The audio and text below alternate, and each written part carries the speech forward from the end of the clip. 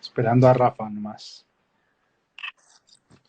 Querido Rafa, buenas noches. Hola, ¿cómo estás, Marco? Un Muy bien, abrazo. gracias. Un abrazo para ti, gracias por querer compartir un ratico aquí de Jesús, que es lo que nos apasiona. Y bueno, especialmente estos días, ¿no? En los que todos estamos tratando de crecer en el medio del confinamiento, ¿no? Del aislamiento, pero que no nos quite la vida. Que no nos quite la vida, querido, que no nos quite la vida. Si Sí, quieres, esperamos aquí a que se vayan conectando más personas y claro que sí. podemos empezar a dialogar.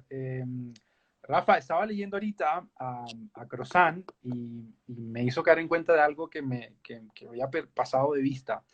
Dominic Cruzan dice que cuando celebramos la pasión de Jesús, también celebramos lo que le apasionaba a Jesús, y que lo que le apasionaba a Jesús es el reino de Dios, y que hacia allá, y es al final la razón última por la que termina en la cruz, ¿no? Ese reino, ese reino de Dios que se enfrenta al antirreino o al otro tipo de reino, ¿no? Entonces, bueno, va a ser chévere compartir contigo en torno también a eso, ¿no? En torno al reino de Dios, a los discípulos y a Jesús al final.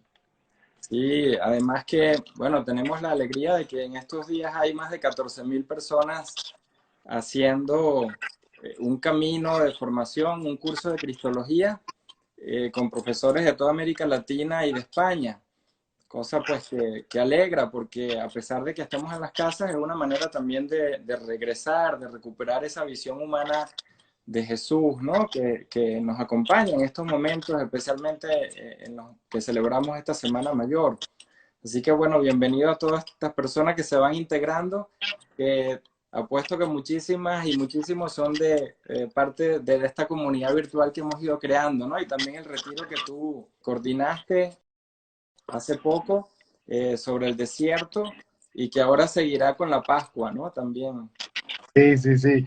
Ahí se han juntado, Rafa, varias personas más. Y yo tengo la dicha también de contar con personas y gente tan querida, ¿no? Estuviste tú la semana que finalizó y ahorita esta semana que viene vamos a tener a Pilar, va a estar Pilar con nosotros y va a estar también Olga Consuelo Vélez, que sé que la conoces. Así que, Ah, sí, bueno, claro. también, tú Maravilloso. sabes, ahí Las dando, dos. intentando aportar lo mejor que podamos también. Claro que sí. Bueno, No, y Rafa, como tú decías, pues dime. lo del reino, bueno, ahora cuando entremos al diálogo, ese es un tema fascinante, ¿no? Porque pareciera como de la abstracto, de por allá lejos, y sin embargo es un tema sumamente concreto, el reino, bueno, en ese contexto histórico de Jesús y en el nuestro, ¿no? Todo lo que nos puede decir que ahora conversaremos con más calma. Pues Sí, seguimos bueno. dando aquí la bienvenida, ¿no? Sí, claro que sí. Mira, José Jesús que nos saluda desde Houston, Texas. Hay también gente de México. Bárbara dice que no le pusimos en el correo la hora de México, pero bueno, menos mal te pudiste conectar, Bárbara. Hay que Mira, conectarse. gracias por estar. Yamira, supongo, seguir a Jesús es apasionarse por las y los demás. Bueno, por ahí también Ronald Beltrán, que es amigo mío, hermano también de comunidad de Bolivia. Saludos para ti, querido Ronald. Y Gerardo también. Bueno, Rafa, si quieres, ya que está aquí la gente con nosotros, podemos empezar. Claro Y que sí. yo quisiera que para abrir este tema, para abrir lo que podemos conversar, tú desde tu experiencia nos cuentes un poco eh, esto que el Papa Francisco ha empezado desde su pontificado a hablar de poner a Jesús en el centro, de volver al Evangelio, que por ahí Juan Pablo II en algún momento dijo que no había que inventarse ningún programa, que ya estaba en que ya estaba en el Evangelio. Un poco que nos des unas pistas de lo sintomático, por qué nos hemos alejado del Evangelio y del Jesús de los Evangelios, como diría también Pedro Trigo. Y fíjate que la iglesia, cuando pasa por la reforma más cercana que hemos conocido, ¿no? Que es el Concilio Vaticano II, uno de los grandes méritos en América Latina, así lo dicen los teólogos de primera generación, pues, ¿no? Luego del concilio es recuperar los evangelios y entregar la Biblia en las manos de la gente, ¿no? Eso es algo que para nosotros hoy nos parece normal y sin embargo, pues en esa época pues no lo era, porque la gente solo tenía la idea del culto, voy al templo, cumplo con los ritos y ya esa era mi vida pues bastante privada, espiritual, ¿no? Hoy en día hemos redescubierto nuevamente pues que nuestra fuente está en los evangelios, ¿no? El Jesús de los evangelios. Y a mí siempre me preocupa y siempre lo digo con gran franqueza, pues, ¿no? Que muchas veces conocemos más lo que se predica acerca de Jesús en una homilía de lo que dicen los evangelios leído y discernido y meditado en casa, a nivel personal o con una comunidad, en la familia, saborear los evangelios. Creo que el reto hoy es ese, ¿no? El Papa lo ha tratado de decir en muchas oportunidades y parece que todavía, bueno, nos cuesta, ¿no? Pero en estos días, y es lo que todos estamos viviendo, lo que tenemos a la mano, lo que tenemos ahí frente a nosotros es la escritura, son los evangelios. Ese es el encuentro que tenemos en este momento posible para encontrar, redescubrir a Jesús de Nazaret. Es el momento oportuno, pues, ¿no? Además que mi otra preocupación en función de esto es cuán alejado está el Evangelio, al menos de la realidad que yo conozco, supongo que tú conocerás otra. Yo conozco la realidad de las comunidades y la iglesia en Panamá, que tiene muchas bondades, pero en una de las cosas que hemos fallado también es en la formación del laicado en formación bíblica, es decir, a veces la gente no tiene ni idea de cuándo se escribió el primer evangelio, qué implicaciones políticas, sociales había detrás de todo eso, y a veces hay como un miedo, ¿sabes? Lo que siento que es como un miedo a que el evangelio me diga una cosa que no me habían dicho nunca, o que diga una cosa contraria a lo que la iglesia o la voz oficial dice. Claro, y fíjate que son tan actuales cuando empezamos a entrar en los evangelios que dicen cosas que hoy, por ejemplo, estamos viviendo, ¿no? Cuando ahora estamos en la Semana Santa y recordamos pues todo el proceso en el que encarcelan, torturan, hasta crucificar a Jesús, y Jesús siendo una persona inocente, eso nos pone a pensar cuántas personas hoy en día inocentes, pues a través de las migraciones, los refugiados, el tráfico de personas, ahora hoy en día con los que están muriendo del virus, personas inocentes que son también crucificados de hoy, tantas personas pobres que son la mayoría de este mundo, que mueren antes de tiempo. Es decir, el pobre que muere porque no tiene cómo ir a una clínica privada, a un hospital, y por tanto, pues ante la falta de recursos, muere antes de tiempo, como decimos.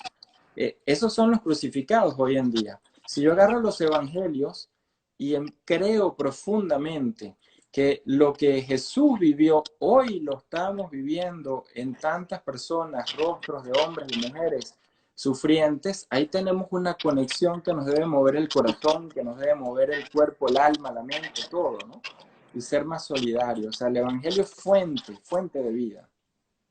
Además, yo quisiera preguntarte también en tu experiencia, hablábamos hace unos días de algún comentario por ahí en Twitter, eh, y me parece que esto que venimos reflexionando, que aporta el Papa Francisco, también pone en tensión a la jerarquía con el laicado, por exigirle a otras personas o a la estructura que dedique más esfuerzos para la formación, porque, por ejemplo, por aquí escriben, no hay verdadera formación bíblica y teológica en el laicado, porque, bueno, a veces nos dejamos guiar por lo que el sacerdote diga, y bueno, no es que todos los sacerdotes sean malos, pero también que hay algunos que, no, que ni siquiera preparan, ni siquiera toman el consejo de Evangelii Gaudium, donde el Papa les pide que preparen lo que van a decir. Sí, yo digo, y no lo digo por mala voluntad, ¿no? Pero a veces uso el ejemplo de que algunos curas no saben tratar a la gente más allá del ambón. O sea, en el ambón me siento muy seguro porque doy una explicación, he hecho un cuento, no hablo del evangelio, he hecho algunos cuentos, ¿no? Algunas palabras pues que agradan, pero no toco el corazón del evangelio para poder llegar a la vida de las personas, ¿no? Entonces, lo que tú dices es parte del clericalismo, ¿no? En la medida en que nosotros como laicos, como laicas, pues no entendamos que en la palabra, en el evangelio, tenemos la manera de encontrar la vida que se nos da en Jesucristo y no solamente a través de los ritos que hoy en día de hecho no tenemos acceso, como son la Eucaristía. Entonces ahí hoy en día se replantean muchas cosas. Fíjate, por ejemplo, pues, ¿no? Vivimos en una iglesia donde la mayoría de la gente tenía en su imaginario pues el ir a misa, ir a una parroquia, ¿no? De repente todo se para, nadie puede ir a la parroquia, entonces siento como una especie de vacío. Eso debería más bien ayudarnos a crecer y descubrir entonces dónde he estado llenando mi vida. He tenido a los evangelios, como dice por ejemplo el padre Pagola, como libro de cabecera, en mi mesa de noche, al lado de mi cama, leyéndolos, saboreándolos. Y yo creo que ahí es un momento de crecimiento, de crecimiento. Nada de esto lo dice uno por mal ni por simple criticar, sino que es un momento en el que se derrumbaron aquellos falsos ídolos, como dijo el Papa, o aquellas falsas seguridades donde yo creía que encontraba a Dios. Y yo lanzo una pregunta, o sea, ¿dónde encontramos a Jesús? ¿Lo encontramos donde Jesús encontró a cada persona, donde Jesús encontró a Dios en el rostro del otro? ¿O lo encontramos como lo encontró Pedro, por ejemplo, ¿no? Pedro llamaba a Jesús a buscar una opción, un estilo de vida de mesianismo político. Sí. Pedro andaba con una actitud siempre de tratar de buscar que Jesús se enfrentase, que liberase al pueblo políticamente. ¿Dónde encuentra Jesús a Dios? ¿Dónde encuentra Pedro a Dios? Son dos completamente caminos distintos. Hoy en día esa pregunta nos debería inspirar, ¿no? ¿Dónde estamos encontrando a Dios si no tenemos acceso a los lugares donde antes mucha gente creía que lo encontraba, ¿no? Sí, además que con esto que decimos de volver al Evangelio es otra forma de decir el volver a Jesús, ¿no? El recuperar, diría el padre Pagola, recuperar el proyecto de Jesús. A veces como iglesia y como laicos y como comunidad de discípulos, seguimos otros proyectos que parecen ser, pero en el fondo cuando uno lee los evangelios se da cuenta que el proyecto de Jesús es el proyecto del reino de Dios. Y a veces predicamos otras cosas. Y bueno, por ahí también diría José María Castillo que Jesús lo que pasa haciendo y lo que se pasa haciendo toda su vida es predicar el reino de Dios. Y a veces predicamos otras cosas bueno, que se alejan un poco de eso. ¿Sí? Tanto que eh, el reino no es, fíjate que el reino no es una estructura y por tanto no tiene poder de imponer. El reino son relaciones. O sea, en la medida en que mi vida se va gestando con el otro y con la otra en función de la fraternidad, eso que llamamos el reino es lo que va aconteciendo. O sea, el poder está en la fraternidad, no está en la capacidad que tengo de imponer al otro una estructura o una manera de pensar. Entonces, cuando decimos Jesús vivió absolutamente desde el reino, es que entendió un proceso de conversión radical que sale de la sinagoga a la gente, a los pueblos. Y es lo que sucede en Nazaret. Sale de la sinagoga, esa iglesia en salida que diría Francisco, sale a la gente, a las aldeas, a los pueblos, ¿no? Y entonces ahí comienzan a pasar cosas curiosas, pues que hoy en día nos ayudan mucho, ¿no? De repente le agarraba la noche y se quedaba dormido en una aldea donde encontraba en las afueras donde recostarse. Y esa frase, no tengo ni dónde reclinar la cabeza. Bueno, en cualquier lado donde le agarraba el día, la noche, seguía a otra aldea y su vida fue llevada, impulsada por esa libertad de quien entiende que en el otro encuentra a un hermano y a una hermana. Por eso es que es tan fuerte entender esto.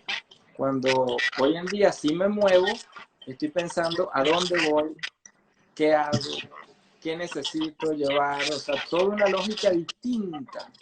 Entonces, el reino es una lógica de relaciones completamente distintas a las que estamos habituados muchas veces, ¿no?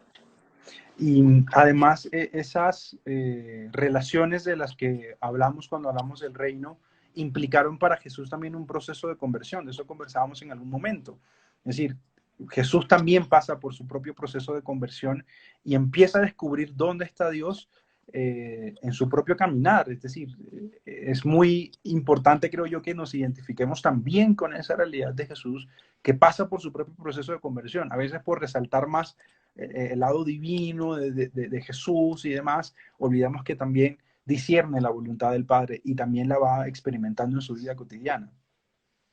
Sí, fijémonos y tanta gente que nos está siguiendo ahorita ha tenido la oportunidad de leer muchísimo en estos días, al menos los que están haciendo caminos a través del curso, el retiro, y hay un elemento que se descubre en la vida de Jesús, ¿no? Él nace en un contexto del siglo I, en Galilea, y tiene muchas opciones que pueden responder a esa pregunta que hacía, ¿dónde encontrar a Dios? Algunos lo encontraban en el templo, entonces iban asiduamente al templo. Otros lo encontraban a través de los sacrificios que hacían continuamente como una manera de purificarse, de entregar su vida a través de un rito. Otros lo encontraban en su sinagoga local, que no podían acercarse al templo y ahí tenían una vida, digamos, bastante comunitaria. Otros lo hacían a través del cumplimiento fiel de muchísimas leyes que existían, pero Jesús, ¿dónde lo encuentra? Ahí es donde entramos en el tema de la conversión de Jesús, porque no podemos decir que él ya tenía prefijada una idea y tampoco podemos decir que porque en Galilea había más flexibilidad religiosa, él ya hubiese sido seguidor de esa manera de ser. O sea, él discierne, él toma una decisión en su vida. ¿Dónde lo encuentra? Por ejemplo, ahí tenemos varias figuras que nos pueden ayudar, ¿no? María, encontramos que la espiritualidad de María es la de los pobres de Yahvé. Y para decirlo de una manera concreta, esta espiritualidad se basa en la confianza absoluta de quien pone todo lo poco que tiene en manos de un Dios que es absolutamente misericordioso y compasivo. Pero también está, por otra parte, Juan el Bautista, una persona que predicaba que le decía de una manera fuerte, imagínense, raza de víboras. Y se lo estaba diciendo al sistema religioso y al sistema político. Entonces Jesús se siente atraído por ese mensaje y va y se bautiza.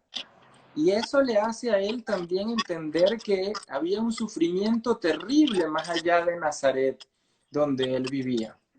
Entonces hay muchos elementos que van entrando en su vida que le van haciendo caminar.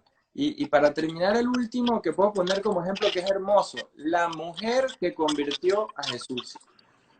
Todos sabemos cuando Jesús va hacia la región Sirofenicia, donde vivían, por tradición, judíos que se habían mezclado. Entonces los consideraban impuros. Y Jesús va en ese momento creyendo que él va a convertir a los que ahí vivían. Y resulta que después de un diálogo con la mujer sirofenicia, ¿qué sucede?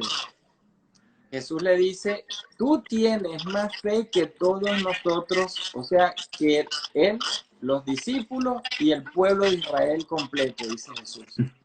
La mujer que convirtió a Jesús. O sea, un encuentro con un ser humano en su vulnerabilidad, en su fragilidad, es capaz de cambiar el corazón de Jesús. Esos son los datos tan hermosos que los evangelios nos enseñan y que nos llegan a la vida, ¿no? Hoy en día.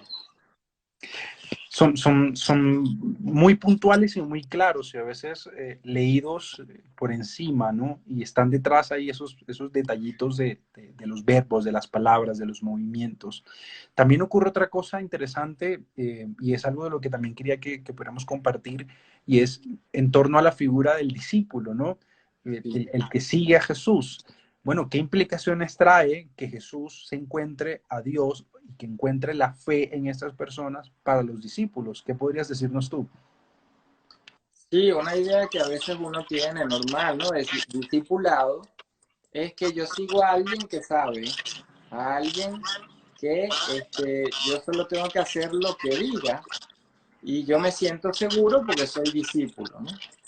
La respuesta que Jesús le da a los primeros que les quieren seguir es todo lo contrario. Les dice simplemente, vengan y verán. O sea, no les da una receta, no les da un catecismo, no les da un libro con respuestas religiosas para caminar con seguridad, no les da un librito para rezar. Vengan y verán. Vengan y verán la fuerza del estar, del caminar juntos, del acompañarse, dialogando de pueblo en pueblo, viendo lo que él hacía, viendo el rostro de las personas. Eso es ser discipulado. Se aprende de la experiencia con el otro y con la otra con quien me encuentro en el camino. Creo que ahí hay una manera, por supuesto, de entender el discipulado que rompe con muchas ideas que tenemos. Cuando yo voy a una parroquia, recibo el catecismo, ya soy discípulo. ¿No? Discipulado es una relación en la que Jesús y yo somos amigos. Voy aprendiendo, caminando con Jesús, pero Jesús jamás se manifiesta como quien sabe más que alguien, y menos aún le dice a alguien que sabe más que esa persona. Entonces hay una relación hermosa porque es una relación recíproca. La mujer convierte a Jesús. Jesús ayuda a convertir a los demás. Es recíproca. O sea, esa es la relación del discipulado. Si no llego a esa reciprocidad, estoy haciendo una imitación, pero no un discipulado. O sea, quiero ser alguien que no soy, pero no estoy siendo aquello que soy. Que soy caminando con Jesús, pero yo no soy Jesús. Somos dos caminando juntos, que es muy distinto, ¿no? Y ese es el discipulado, va en esa línea, pues, ¿no? Hablabas también, de nuevo, pues el tema de la relación aparece un montón en la experiencia de Jesús. Y cuando conversábamos en otro momento, hablaste sobre la relación de Jesús con Dios y que al final Jesús lo llama Padre, es precisamente por una relación y no tanto por una idea o por un concepto o por algo que aprendió. Sí, y uno ahí descubre muchas cosas de Jesús, ¿no? Porque uno puede pensar, bueno, si él ya sabía desde pequeño, porque si era el Hijo de Dios, ¿cómo iba a descubrir a Dios, no? En la sociedad en la que él vive, pues decirle a Dios Padre no era la novedad, ese no era la novedad. Él agrega dos palabras que resignifican, o sea, le dan un sentido nuevo al poder decirle Padre a Dios. La primera, bondad, bondadoso, un Padre bondadoso. La segunda, un Padre compasivo. Entonces, en un contexto social donde los padres no eran bondadosos y no eran compasivos, por lo general, había excepciones como siempre, pero culturalmente no era lo normal, y Jesús viene ahora y dice, Padre significa, referido a Dios, compasivo y bondadoso. Ahí cambió todo, porque ya no me relaciono con Dios por ser Dios, y esto es fundamental, sino porque es misericordioso y bondadoso, es decir, porque me abraza primero, ese abrazo genera mi respuesta, no es al revés. Antes uno va, o iba, pues siglo primero estoy hablando, ¿no? Al templo y después recibía a Dios. Y después recibí a Dios. O sea, primero me limpio, primero me purifico y después recibo a Dios. Como alguna gente hoy en día cree que lo que llaman confesión, que se llama reconciliación, no confesión, y confesión es, bueno, voy, digo al cura mis pecados y ya salgo limpio, purificado y restituyo mi relación con Dios. La lógica de Jesús es la contraria, porque me siento abrazado por Dios, amado por Dios aquí y ahora en la situación vulnerable en la que estoy, entonces Dios me impulsa hacia Él. O sea, es un don el acercarme a Dios porque he recibido un abrazo primero de Él. O sea, para ponerlo y terminar la idea con esta hermosa metáfora, ¿no? Quien se sienta atraído por el Padre bueno y misericordioso, o por Jesús de Nazaret en su estilo de vida, quiere ir hacia Jesús, quiere ir a acercarse a un Padre así, a un Padre bueno y misericordioso. Si yo no me siento atraído, sino que me siento obligado y presionado, bueno, lo menos que quiero es ir allá. Entonces, la lógica divina es la de atraerme primero. O sea, me apasiona, me enamora, me atrae, me abraza y después entonces yo me acerco. O sea, Dios es un don, es un regalo. No me lo merezco, es un don, se me regala. No pide, no espera de mí, es un don. Esa lógica de la gratuidad, hoy en día, ¿cuánto nos falta? ¿No? Que todo lo podemos comprar. Pero Dios es don, es regalo.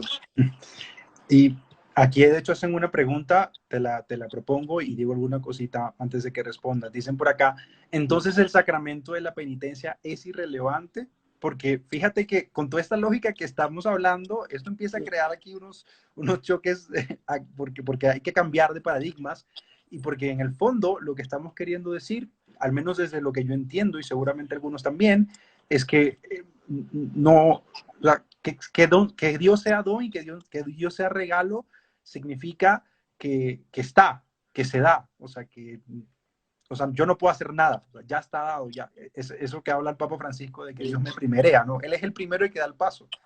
Sí. Bueno, la idea es precisamente esa, ¿no? Ponernos a discernir y ponernos a pensar, pero no es dar recetas, ¿no? Porque estamos diciendo que no hay recetas en una vida cristiana verdadera. Si yo siento el amor primero que me perdona Dios, San Juan de la Cruz de hecho decía, antes de ir al reconciliar y pedir perdón, ya he sido perdonado, porque perdonar es cuando siento ese abrazo misericordioso de Dios.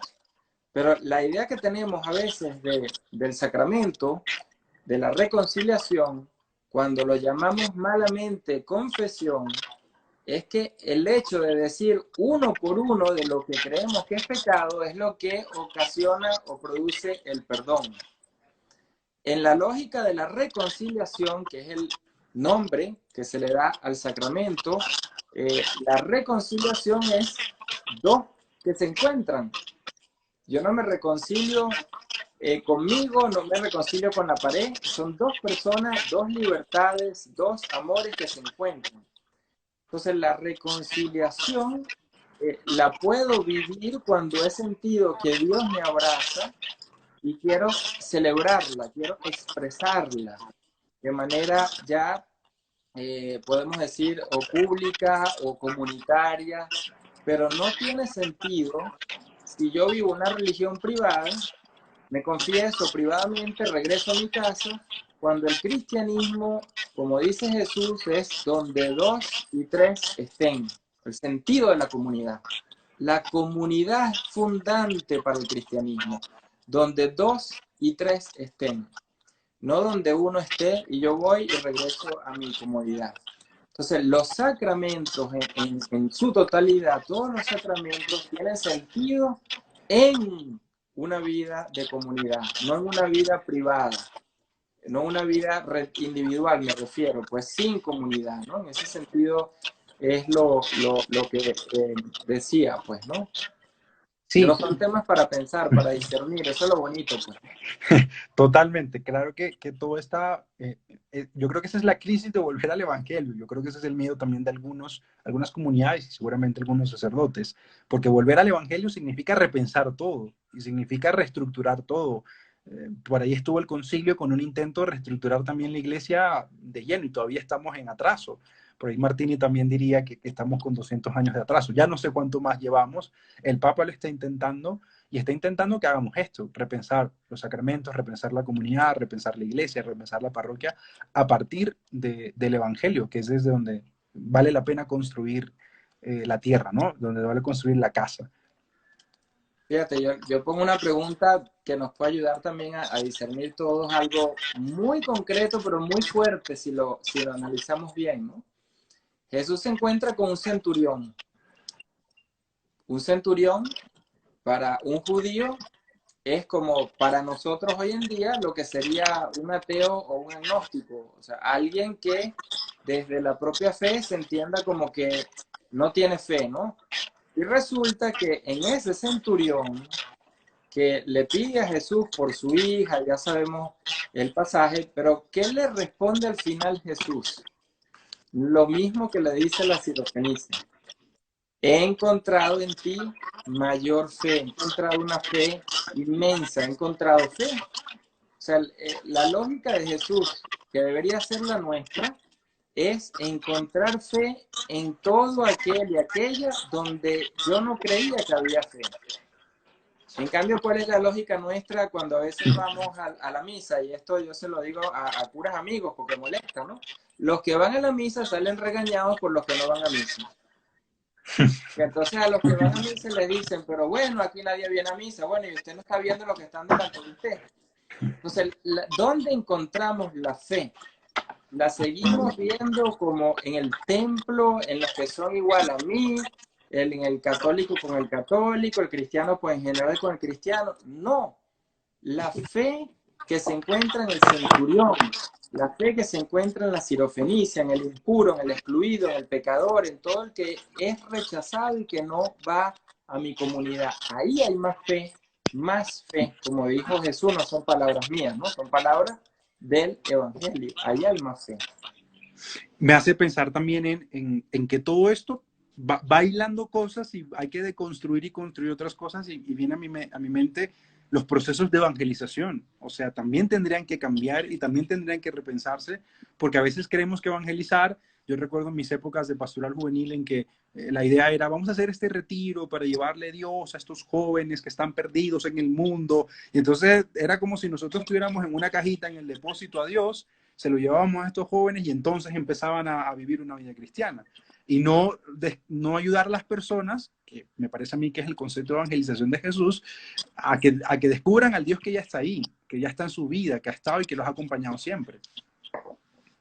Y al final es, lo que tú dices al final es cuestión de creerlo o no. O sea, no hay como intermedio. O sea, o yo creo cuando leo esos pasajes que hemos comentado u otros tantos, ¿no? Que ahí Dios me está hablando, que ahí Dios me está abrazando, que ahí Dios me está queriendo como yo soy, o simplemente no lo creo y espero que alguien me lo diga. Entonces, fíjate qué interesante, ¿no? Porque leemos los evangelios, pero le creemos más a quien nos explica los evangelios que al evangelio mismo. Entonces, hay un balance, ¿no? Que tenemos que aprender, un balance. ¿Qué me dice el evangelio cuando lo leo hoy, aquí y ahora? Y yo puedo entonces, a partir de ahí, profundizar, formándome, compartiendo el evangelio con otras personas.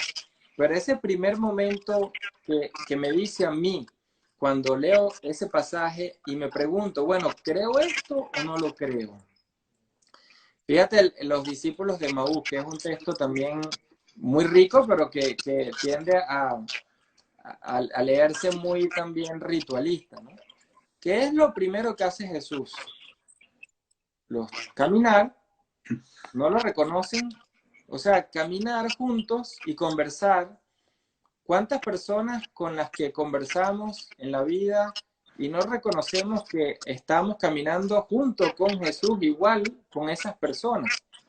Entonces, cuando llega al final del encuentro, los discípulos de Maús que se sientan, ¿dónde lo reconocen? Bueno, muchos dirían, no, la Eucaristía como hoy en el siglo XXI la entendemos. En el compartir de la comida. Hoy en día, ¿cuántas personas con hambre y no compartimos la comida? Al compartir la comida se hace presente en esos 2 y 3 Jesús. Y entonces viene el proceso de ir descubriendo en ese alimento que se comparte la presencia de Jesús de Nazaret. O sea, es toda una pedagogía, es todo un camino, pero lo primero es, creo yo, cuando camino por la vida, por la calle, cuando estoy en el autobús, cuando estoy con alguien que apenas conozco caminando, creo que ahí entre nosotros está Jesús también, hasta llegar a un proceso donde nos sentamos a comer, a compartir el pan con el que no tiene y desde ahí reconocer a Jesús. Es otra vez, ¿no? O lo creo o no lo creo. O sea, es una apuesta. Mira, la fe, yo siempre digo que la fe es una apuesta. O sea, no hay seguridad. La fe no es seguridad. La fe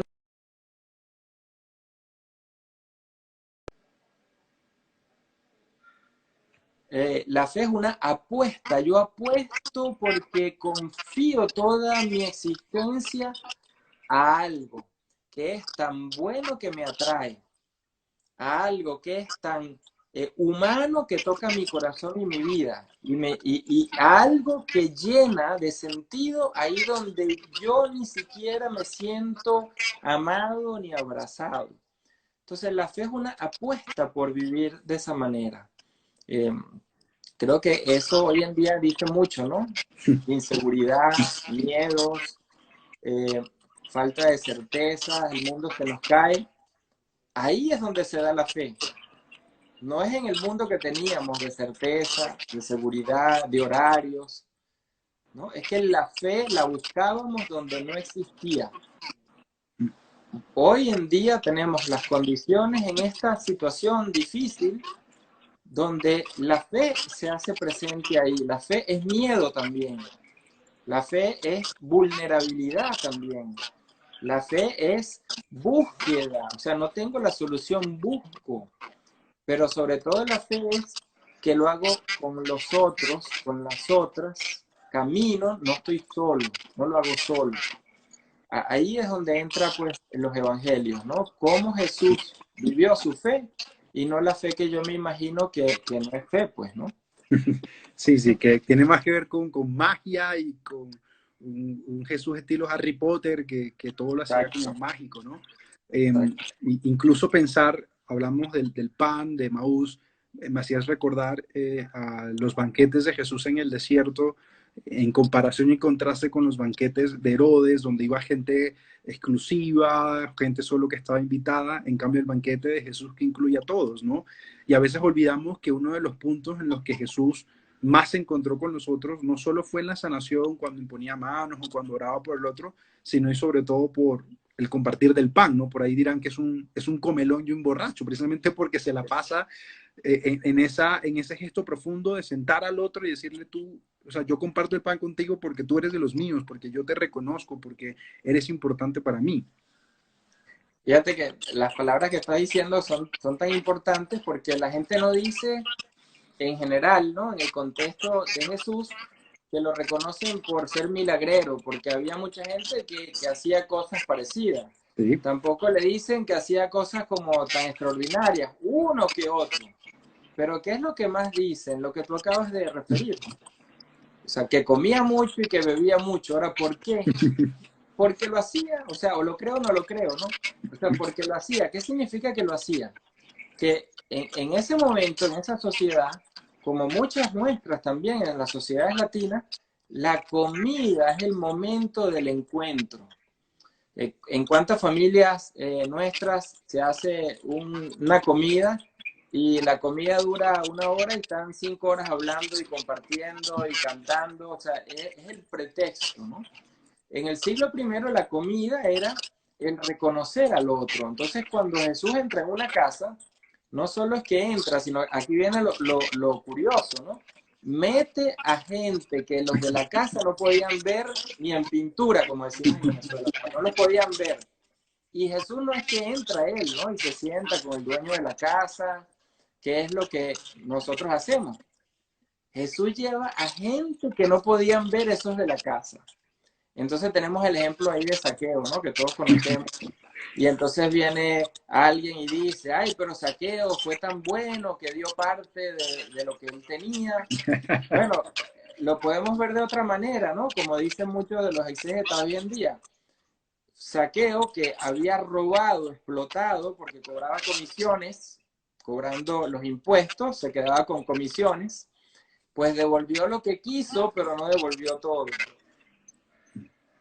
Es decir, que el saqueo podemos decir que inició apenas un proceso de conversión con el encuentro que tuvo con Jesús, pero no es que se convirtió porque dio una parte del dinero como dice mucha gente. Eso es como decir hoy en día, vino un político, o vino un banquero, o vino el ladrón de la cuadra, ¿no? Donde vivo, me robó, me devolvió la cuarta parte y se quedó con el resto. Esa persona es buena. Entonces, Zaqueo es un ejemplo de esos que se encuentran con Jesús, que apenas inician un proceso de cambio, de conversión, pero ahí es donde está lo importante, ¿no? O sea, ¿por qué Jesús entra para ofrecer ese inicio? Pero viene la otra parte, ¿no? Jesús se va de todas las casas donde entraba y a ninguno lo andaba persiguiendo para ver si se convirtió completamente.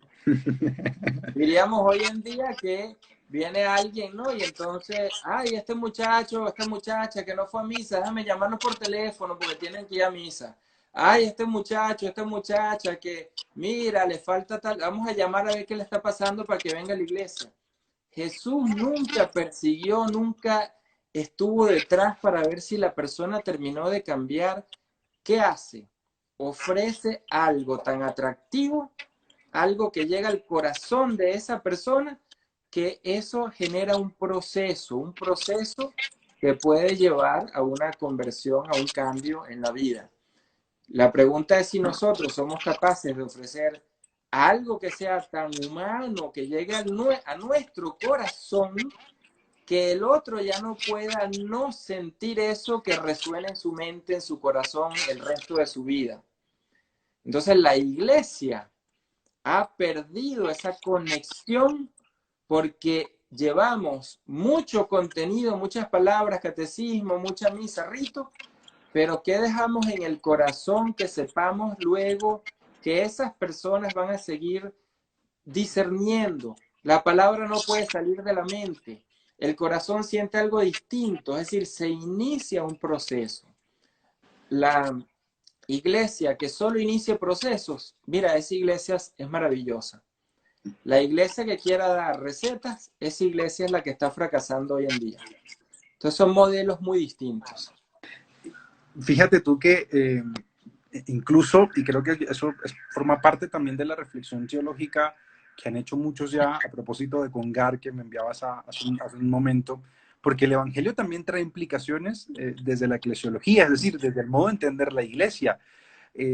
Estos banquetes que Jesús tiene con nosotros, con los distintos, también me hace pensar que no podemos ser aduaneros de la fe, dirá el Papa Francisco. Es decir, hemos creído que Jesús es exclusivo de nosotros y que la iglesia es exclusiva y solo pueden entrar a este lugar tales personas. Incluso que fue uno de los mensajes que más hizo rechinar a un par de cardenales que tú y yo sabes quiénes son, cuando el Papa va a decir, miren, es que la Eucaristía no es un premio para los perfectos, ¿no? Porque incluso también estaba en nuestra concepción que es que solo puedo ir a la Eucaristía o es que solo puedo tomar el pan si es que yo hago tal cosa o cumplo con tal cosa.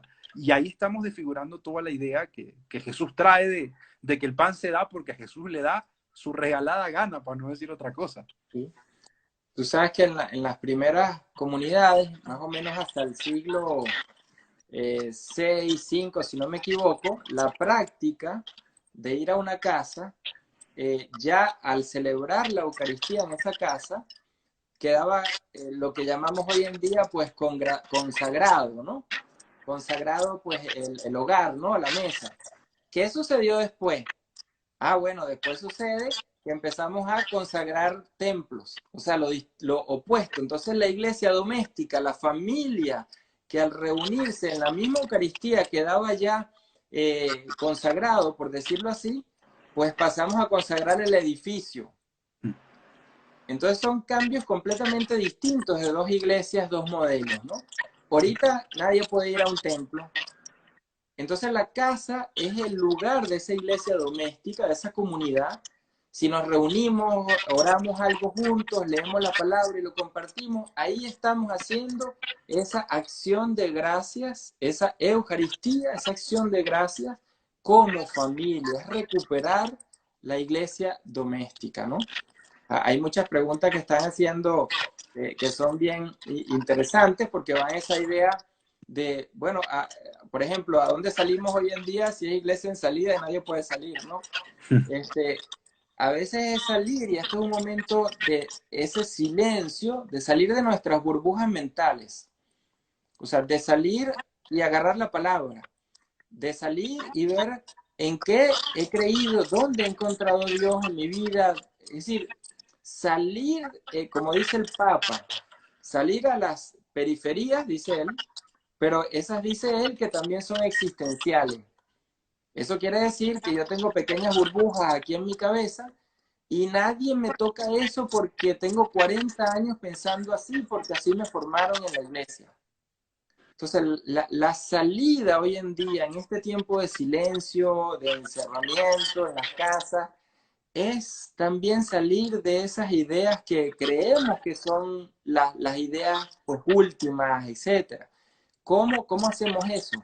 Pues lo único, y lo repito, lo único que tenemos en nuestras casas ahorita es la palabra, los evangelios. Tengamos la oportunidad, apostemos a leer los evangelios y ver qué sale de eso. Generemos ese proceso. Ese fue el proceso de las comunidades cristianas al inicio, pues, ¿no? Claro. Y yo quería como acotar dos cosas antes de entrar a los últimos 10 minutos para que la gente pueda hacerte preguntas, Rafa, Sí, si estás de acuerdo. sí. Me hace pensar en dos cosas esto que venimos conversando. Primero, que hemos olvidado que el Concilio Vaticano II en la Dei Verbum pone al mismo nivel la comunión con la forma y la comunión con la palabra. Es decir, no es que una sea más importante que la otra, es que comulgar con la palabra, o sea, hacer comunión con la palabra es tan importante como hacer comunión con la forma consagrada. Entonces, es una cosa que hoy necesitamos recuperar con urgencia, porque no podemos ir a los templos, pero claro que podemos hacer comunión con la palabra, con Jesús, que es la palabra de Dios. Fíjate, a mí se me ha criticado porque sacó un artículo de comulgar con la palabra y ayunar del pan. Pues yo propongo algo que se puede hacer en una casa.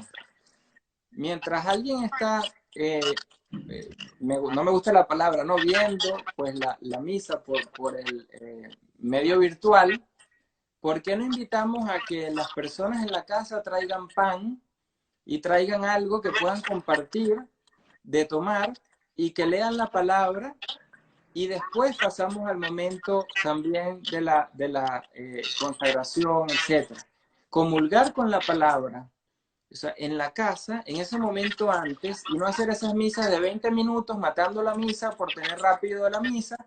O sea, ¿cómo integro ese Instagram, el Twitter, la misa en YouTube, en la televisión, con lo que podemos hacer nosotros como familia en nuestras casas dentro del rito de la Eucaristía, que ahora queda como distanciado, ¿no? Una parte por internet y otra parte en nuestras casas.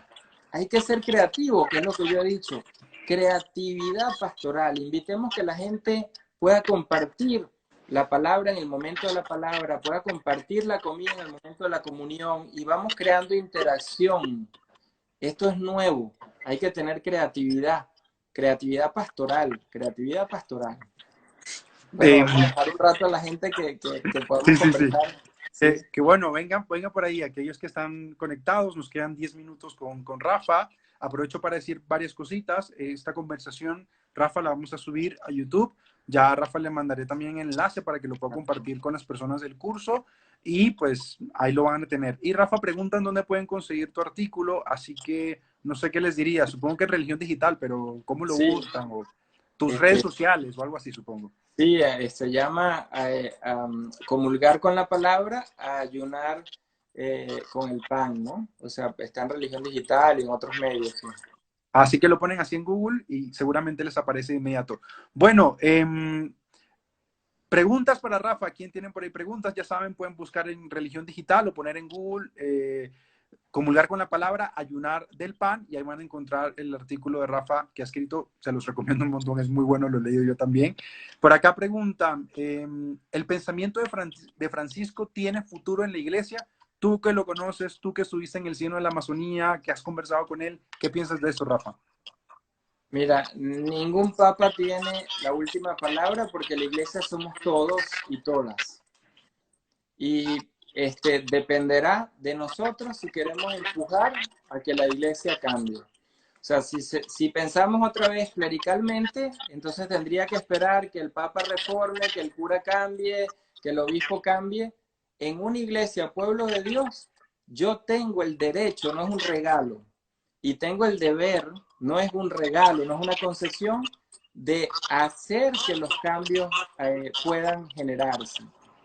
Y bueno, eso es una gran responsabilidad, pero es así, ¿no? A quitarnos lo que decía en el concilio, esa papolatría o esa jerarcología, todo es el obispo, todo es el papa, o ese clericalismo, todo es el cura. No, todos y todas somos pueblo de Dios. Todos somos fieles, todos somos bautizados. O sea, que no hay diferencias. No deberían haber diferencias. Por acá pregunta Roberto, ¿me podrías definir qué tipo de pobreza se refiere cuando dice los pobres de Yahvé? ¿A qué pobreza te refieres?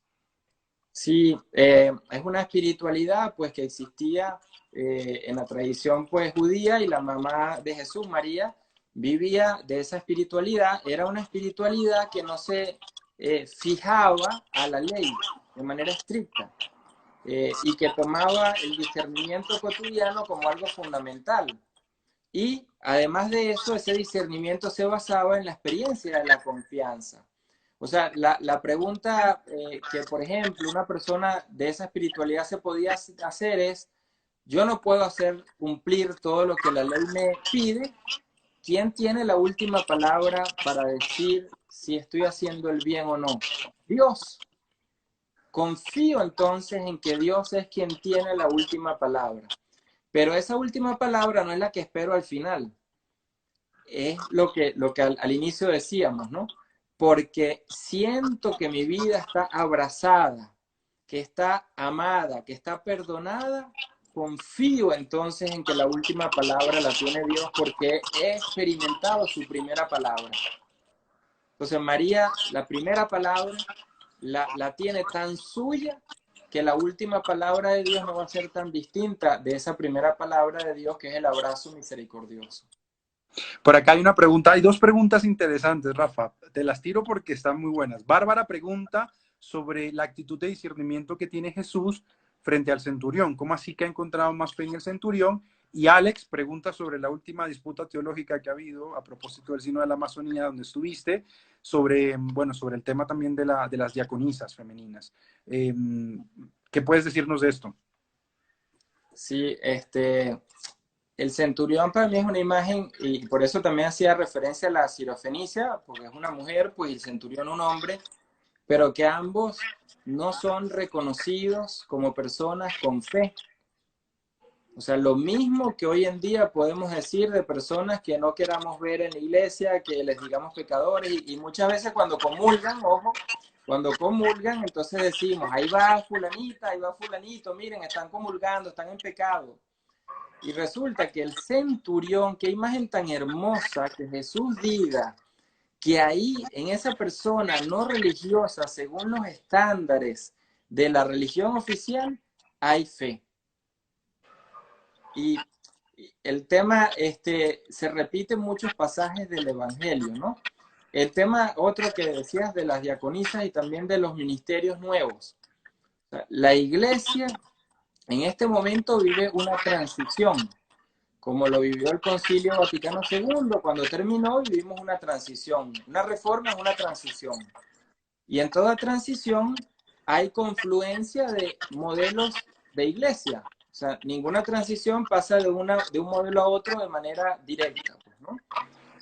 Este es el momento de discernir. Este es el momento de empujar nuevos ministerios.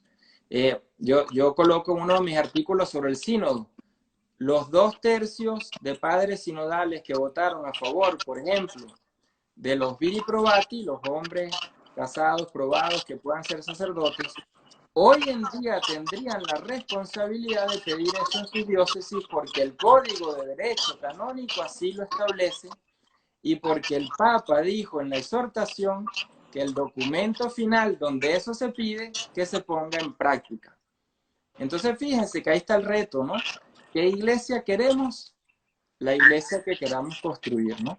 Y no sé si hay otra pregunta para terminar, pero creo que el Instagram se corta a la hora. Sí, bueno, Rafa, no sé si, porque han llegado muchas preguntas, no sé si podríamos hacer una pequeña pausa y volver en uno nuevo para tener al menos, no sé, 15 a 20 minutos Sí, más para hacer preguntas, si te parece, si estás de acuerdo. sí, sí, claro. Entonces, vamos a hacer lo siguiente, para todos los que han estado preguntando ahí, vamos a dedicar 20 minutos más para responder preguntas, pero por la cuestión de Instagram, vamos a pausar este live, vamos a acabarlo y vamos a iniciar uno nuevo. Así que 5 pendiente. minutos. En cinco, Pausamos en 5 cinco minutos. minutos. Listo, en 5 minutos empezamos para que Rafa pueda tomar agua, pueda No, comer algo no, y para comenzamos. dialogar más, pues ahora en este momento, ¿no? Sí, sí, Listo, claro. perfecto. Entonces en Además que cinco. les tengo un cuento de la barca y Pedro y Jesús que no es solamente como el que echó el Papa, pero lo dejamos para después. Bueno, en 5 minutos nos encontramos, familia. Ya nos Ok, vemos. gracias. Vale. ¿Qué querías contarnos? Sí, pues mira, el episodio de la barca es famoso, eh, donde Pedro, pues no, asustado, levanta a Jesús que está durmiendo. Y uno se puede preguntar, bueno, si había una tormenta tan fuerte como Jesús está durmiendo, los demás están durmiendo y Pedro anda con ese estado de nervios, ¿no? Y despierta a todos ahí. Las actitudes que se van develando que son algo que nos puede ayudar hoy en día en esta situación que estamos viviendo, ¿no? La absoluta confianza en la que vive Jesús, que pudiéramos decir, bueno, si vivo, vivo, si muero porque la barca se hunde, pues muero. Lo que revela es una confianza absoluta en Dios, su Padre bueno y misericordioso. Pedro, por otra parte, solo piensa en sí, ¿cómo me salvo? ¿Cómo me salvo yo?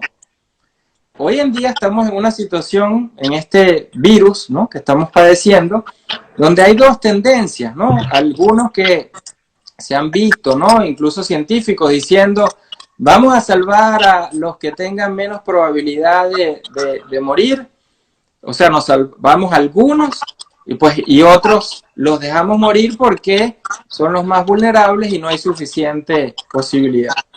Pues la barca nos enseña o nos salvamos todos o nos morimos todos. O sea, la vida en Dios no termina en este mundo, en el aquí y el ahora. Entonces, lo que me da vida es la confianza con la que pueda vivir, que me siga llevando adelante en todo lo que yo hago, pero con esa conciencia estamos todos juntos, todas juntos en este mismo barco, en esta misma tormenta. Y ahí es donde nace la solidaridad que ahora estamos viendo que ha resurgido, pues no podemos ser igual después de esto. Y no podemos ser igual no porque no queramos vivir como antes, como tengamos pues una mayor tranquilidad. No, no se trata de eso. No podemos ser una humanidad quebrada, fracturada. No podemos ser una humanidad que quiera salvarse algunos cuantos a sí mismos, cuando tenemos que comprender que la humanidad es esa gran barca y si todos nos hundimos o todos llegamos a la orilla, seremos todas juntos. O sea, una lección inmensa que en esta situación que todos vivimos podemos aprender, creo yo, ¿no? Estoy de acuerdo contigo, querido Rafa. Si quieres, vamos con las preguntas. Sí. Por aquí Luis pregunta, creo que es de esas preguntas interesantes. ¿Jesús es religión o espiritualidad?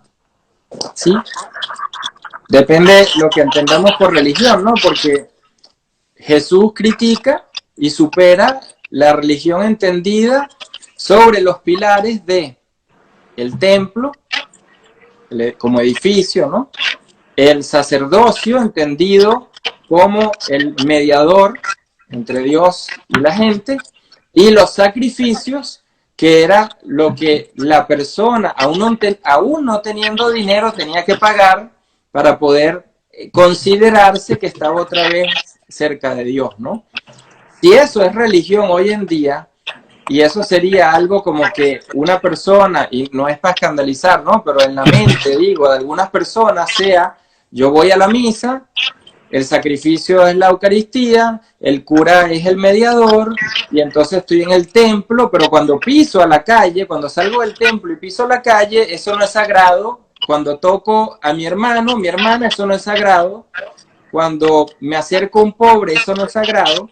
Entonces, si eso es religión, esa es la religión que Jesús criticó. Ahora, religión significa religación, significa relación. Y termino con una frase que Jesús la dice y es muy fuerte. No puedo encontrar a Dios sino a través de mi hermano y de mi hermana. La novedad de Jesús no es que dijo eso así, sino que habían dos leyes: amas a Dios con todo tu corazón y tu alma, y otra ley decía, ama a tu hermano, ama a tu hermana y te entregas, etc. ¿Qué hace Jesús? Ahí está la novedad. No es que la junta, es que dice que sin pasar por hacerme hermano y hermana de los demás, no encuentro a Dios. O sea, eso es la religión, si que lo queremos llamar así, de Jesús. Entonces no hay incompatibilidad. El problema es si para mí religión es solo el templo, el sacerdote y el sacrificio, o si para mí religión es relación en la que encuentro a Dios a través de mi hermano, y entonces viene la otra dimensión, ¿no? Lo celebro en comunidad con mis hermanos y mis hermanas. Me haces pensar en Faust, González Faust, que tienes unas intuiciones increíbles cuando dice que desde que Jesús se encarna ya no se puede dividir la realidad entre sagrado y profano, ¿no? Jesús se hace parte de toda la realidad y toda la realidad pierde esas categorías, ¿no? Un poco también reflexionando en torno a el velo del templo, ¿no? Que se rasga de arriba hacia abajo, ¿no? No hay una realidad más sagrada que otra, en todo está. Y San Ignacio de Loyola, por ejemplo, ¿no? Buscar y hallar a Dios en todas las cosas. Querido, por acá te preguntan otra cosa. ¿Cómo es la comunicación de Jesús con su Padre a través de la oración? Difícil, compleja y en un proceso como en toda persona. O sea, que Jesús le diga de repente a Dios, Padre, papaíto, ¿no? En la traducción, o sea, algo muy cercano. Que le diga y le descubre bondad y misericordia. Pero de repente encontramos otros pasajes donde le grita, le clama, o sea, no quiero vivir esto, ¿por qué? Ese por qué. Y fíjate que es tan hermoso que a veces le decimos a la gente que la duda no es parte de la fe. Si tú dudas, eso no es fe, perdiste la fe. Bueno, Jesús la hubiese perdido entonces, la fe. O sea, el proceso de lucha interna, si yo le digo a Dios por qué, es porque estoy hablando con Él, estoy hablando con Él. Si yo le grito a Dios, estoy hablando con Él. Entonces, la oración es tanto del desespero que yo pueda tener como de la alegría y la esperanza que pueda brotar de mí. O sea, es relación, es hablar desde lo más íntimo, de lo íntimo mío, como decía Agustín, desde eso que sale de lo que siento realmente que a lo mejor ni el otro conoce. Entonces, claro, ahí depende cómo entendamos oración, ¿no? Pero oración no es simplemente lo que yo leo en un librito. ¿Cómo transformo lo que tengo en mi mente, en mi corazón, en mis palabras, en un diálogo continuo con Dios? Por acá preguntan NH Gómez 78, supongo que podrás también regalarnos autores, porque pregunta, ¿cómo leer críticamente el Evangelio? Bueno, se empieza siempre con un proceso que uno va creciendo, ¿no? Un libro que todos conocemos y que a la vez que es muy sencillo en la manera como escribe, es muy profundo en los estudios que lo hacen, que es el libro de Pagola, pero es uno de tantos libros, ¿no? Pero es un camino, por lo menos el hecho que se quiera leer para profundizar los evangelios, eso es un paso inmenso, tremendo. Pero a veces ofrecemos la vida de un santo, pero no la vida de Jesús, que es el que hace al otro que fue santo, ¿no? Entonces ahí es donde está la paradoja, ¿no? Sí, o sea, busquemos libros que nos ayuden a comprender el camino de los evangelios, ¿no? Y los textos de Pagola, de hecho hace un par de años nomás, PPC sacó una edición muy bonita de los 4 evangelios que se llama El Camino Abierto por Jesús, por si alguno quiere buscarlo. Y acaba de publicar hace poco también Jesús Maestro Espiritual, también con la editorial PPC. también esos comentarios son igual, también tienen su página web, los comentarios del Evangelio, que creo que son un buen camino para empezar, Por acá pregunta Johnny, en el proceso de la sinodalidad, ¿qué futuro visualizas de las comunidades eclesiales de base? Bueno, en América Latina, desde Medellín en 1968, la Conferencia General de los Obispos de América Latina se propuso a las comunidades eclesiales, a las comunidades de vida pues, cristianas pequeñas, y la razón que dice Medellín es algo hermoso, dice, porque es ahí donde las relaciones de cercanía, de fraternidad pueden ser vividas. Los estudios que se han hecho hoy en día de por qué la gente se va de la iglesia es porque no se sienten familia. Si tuviésemos comunidades pequeñas que se integran a las parroquias, recuperaríamos el sentido de la fraternidad y de esas iglesias domésticas, esas iglesias cercanas, ¿no? Entonces, ¿tiene actualidad? Bueno, depende del cambio pastoral que hagamos en las diócesis, y eso requiere profecía y requiere valentía, pues, ¿no? Porque es un cambio pastoral. Muchos estarán en contra y otros a favor, pero el problema no es que si tengo a favor o en contra. La gente pide hoy en día regresar a la comunidad donde me sienta acogido, hermano. El modelo actual no lo ofrece. ¿Qué vamos a hacer? Ahí es donde está el reto de la pastoral, ¿no?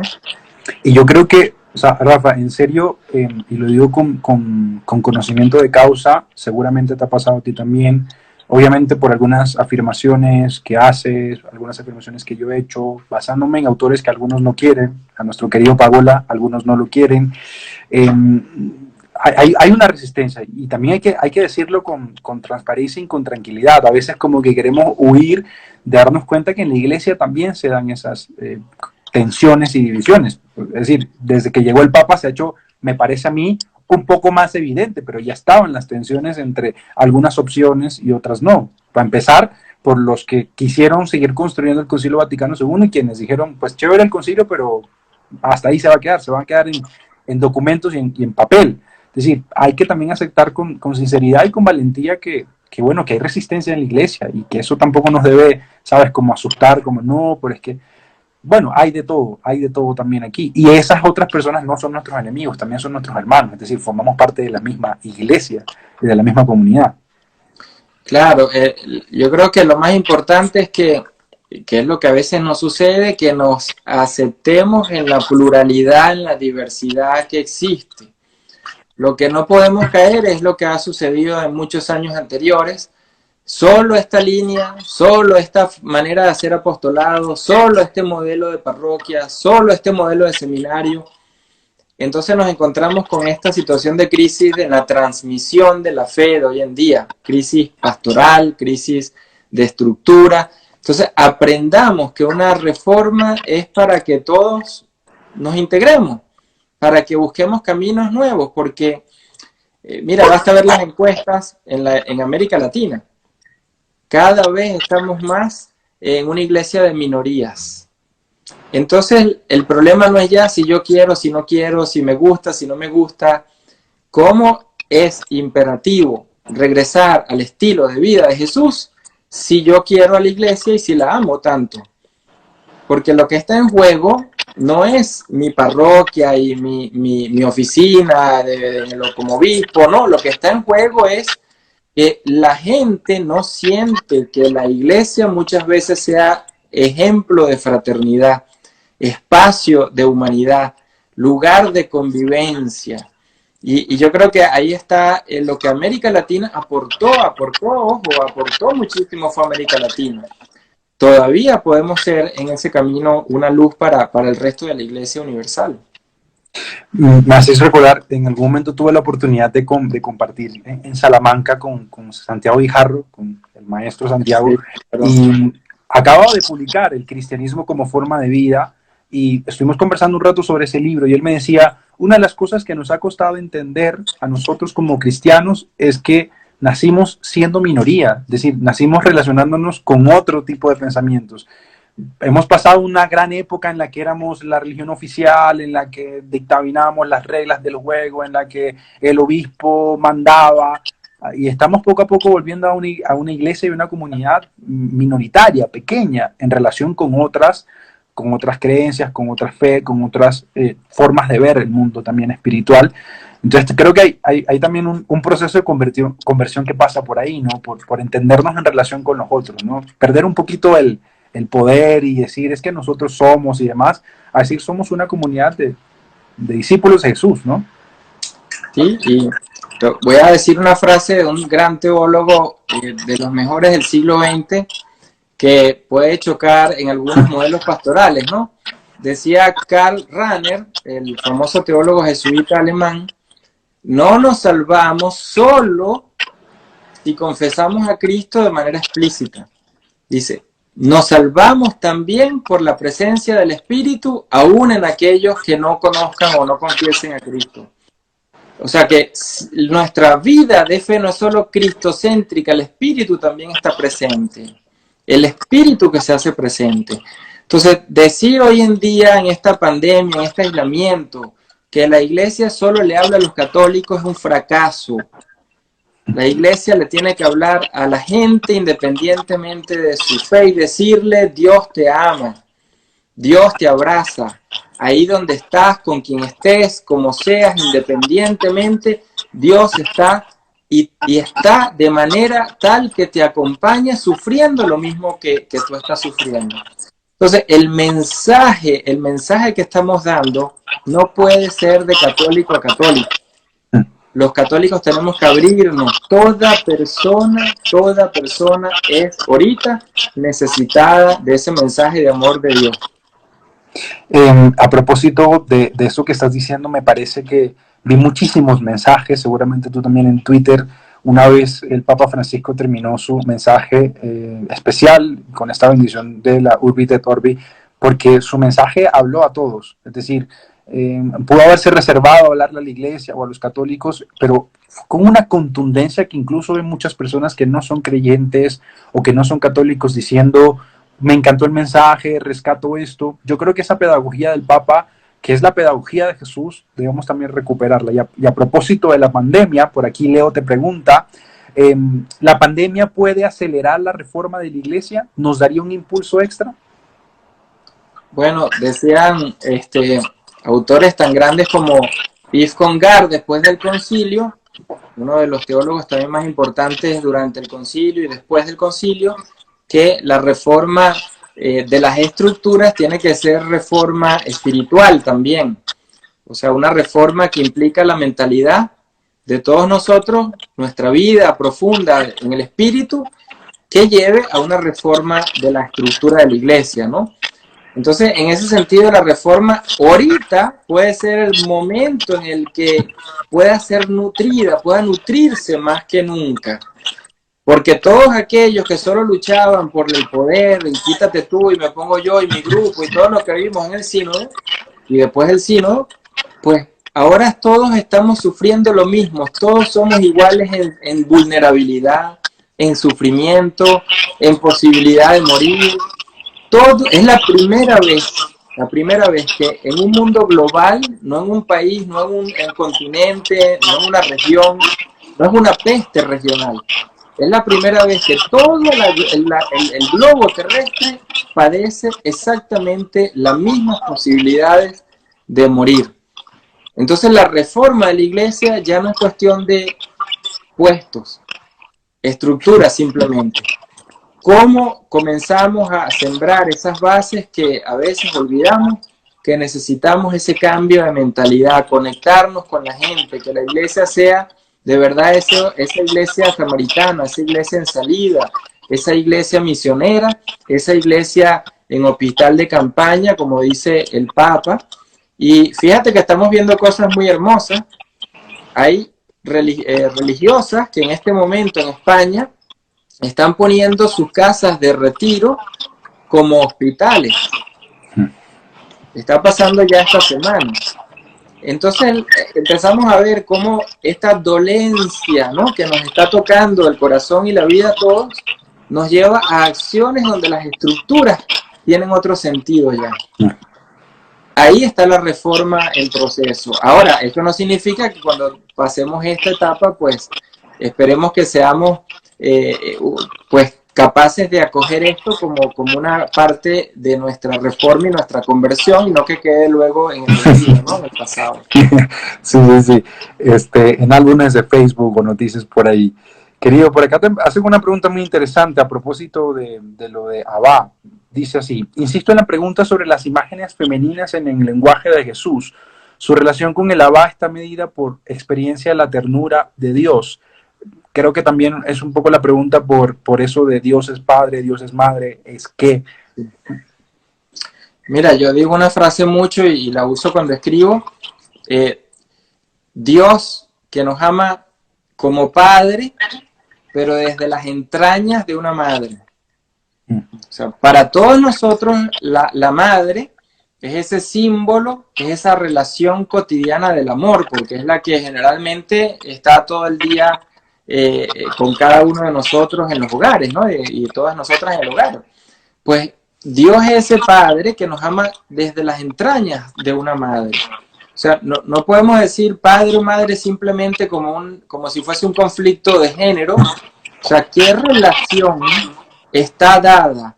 Porque Dios no tiene forma como nosotros la podemos entender. Es qué tipo de relación me da Dios que no me la da otra persona. Y eso es lo que es Dios.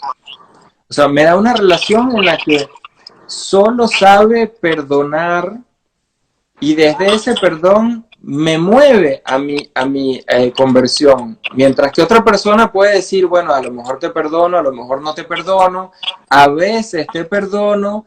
Entonces, decir que esta relación con ese Dios que me ama como una madre es incondicional, y más aún, recordemos que a los fariseos le atacan a Jesús porque dicen Jesús no mira la condición moral de las personas, porque los fariseos era todo en base a la ley, y la ley protegía la pureza moral. ¿Y qué le dicen a Jesús como para buscarle cómo tumbarlo, cómo sacarlo del camino? Bueno, él no mira a la condición, ese que está ahí no mira la condición moral de la persona. Entonces, ¿qué me ofrece Dios que sea tan único de Él, que sea capaz de humanizar toda mi vida? Un amor de Padre misericordioso que me ama desde las entrañas de mi madre, de una madre, como una madre, ¿no? Compasiva. Me haces pensar en el libro de José María Castillo, ¿no? Humanizar a Dios. Creo que también, bueno, esa humanidad se presenta ahí también. Y es reflejo de la relación. Creo que eso es una palabra que debemos resaltar un montón y que tiene que ver muchísimo con el cristianismo. Por acá pregunta Luis Alfredo, ¿cómo responder evangélicamente al virus del clericalismo? ¿Cómo transformar ese narcisismo y afán de poder en la iglesia? Pues fíjate que la palabra clericalismo no la inventa el Papa Francisco, viene del concilio, que estaban debatiendo, ¿no? Cómo cambiar pues la visión de la iglesia, y uno de los obispos, de los padres del concilio, dice pues que estábamos acostumbrados a una iglesia clerical, o sea, una iglesia donde el laico estaba abajo, el obispo venía primero, después el clero y después el laico por allá abajo, ¿no? El clericalismo es una relación de poder, que no solo es poder de cuando le grito a alguien porque tengo posibilidades de sentirme más, ¿no? Es una relación de poder que puede ir hasta desde lo afectivo, desde lo psicológico, desde en la liturgia. Bueno, tú haces esto, pero yo te digo lo que tienes que hacer y yo te digo cómo, y si te equivocas. Entonces, el clericalismo se manifiesta de muchísimas maneras.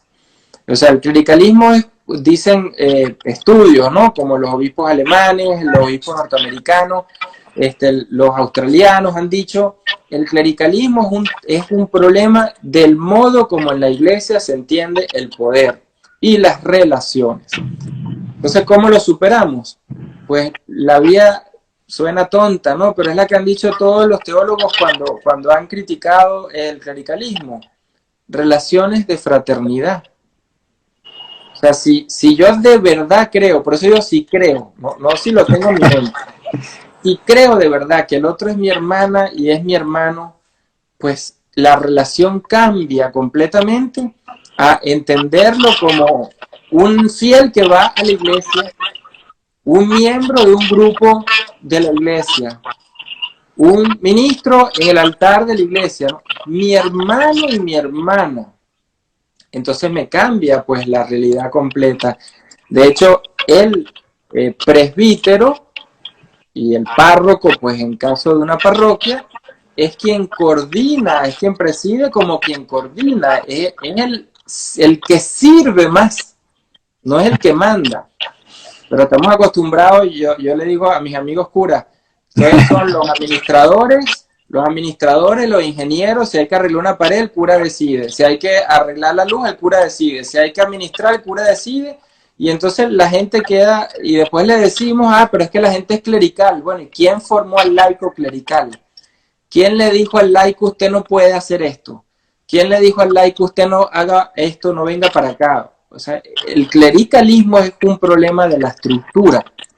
Y este es un momento propicio para unirnos y entender que todos somos iguales. Todos podemos morirnos ya, todos podemos afectarnos ya. En la iglesia es igual. Todos somos iguales. Y eso es una lógica muy dura, pues, ¿no? Incluso conozco experiencias, y seguramente quienes están aquí conocen experiencias que son cada vez más duras y difíciles, ¿no? Sacerdotes que se enojan por si un laico da un retiro en la parroquia y no es él el que lo está dando.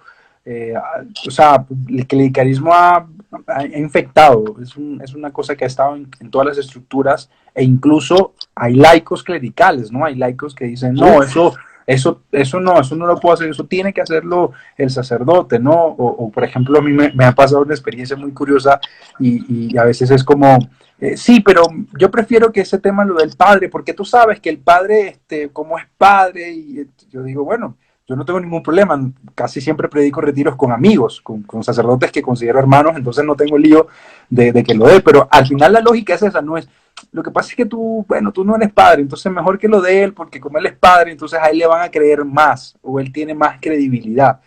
Y bueno, imagínate tú, o sea, en una cosa tan fundamental y tan esencial se mete también el clericalismo.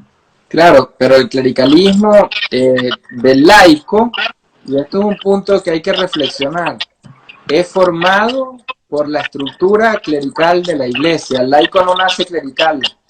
Cuando a ti te dicen, tú no puedes hacer esto, tú no puedes hacer esto, tú no puedes hacer aquello, pues en algún momento ciertamente te creces ya con una mentalidad donde vas a la iglesia solo para la misa, como un oyente, porque sabes que pues no puedes hacer más nada. Y solo pasa un poco como a veces en los gobiernos, ¿no? Viene un párroco nuevo y cambian a todos los laicos porque no se llevan con ese párroco. Viene otro párroco que cambia el plan de pastoral porque no le gustó el anterior. O sea, todo eso tiene que ver con esa mentalidad clerical, pero eso es un problema de estructura. ¿Qué se puede hacer? Bueno, una diócesis debería empezar por integrar en los consejos diocesanos, consejos parroquiales, crear una estructura de consejos. En Lima acabamos de ver, ¿no?, la experiencia del nuevo arzobispo haciendo toda una consulta amplia después de venir de un problema de una iglesia pues que había sido tan cerrada, ¿no? Y consulta, escucha, busca, más allá de la parroquia, empieza a construir consensos, comunidades, consejos, ¿no? Esos son caminos que hay que ser creativos, ¿no? Porque no hay recetas, pero sí hay maneras de empezar a frenar esta mentalidad clerical. Incluso por ahí sé que algunos sacerdotes en Madrid, pude verlo, y también en Estados Unidos, cuando celebramos a María Magdala, han puesto también a mujeres a dar la homilía. Eso me parece un signo muy interesante. Seguramente algunas personas se arrancarán las vestiduras y habrán hecho cualquier cosa, pero ya eso es un paso también, ¿no? Como un espacio para decir, oye, los laicos también tenemos cosas y que podemos decir y que nos podemos preparar. A ejemplo tuyo y de muchos otros que han precedido a laicos que se están formando hoy en facultades de teología, que siguen reflexionando, que siguen profundizando. Sí, hay también todo un movimiento que se ha dado, gracias a Dios, de un laicado que se ha venido formando, ¿no? Que ha venido madurando también en su propia reflexión. Sí, fíjate que yo tengo un grupo de lectura del Evangelio, y Hace unos meses había participado en otro donde había católicos y protestantes juntos leyendo el Evangelio. Y una cosa que me impactó fue una señora que le dijo a otra, o sea, una católica le dijo a una señora protestante: yo crecí, o sea, la católica, yo crecí con el catecismo y usted me ha enseñado la palabra de Dios. Ojalá que todos nosotros pudiésemos decir: nuestra vida de fe, nuestra vida como seres humanos crece desde la palabra.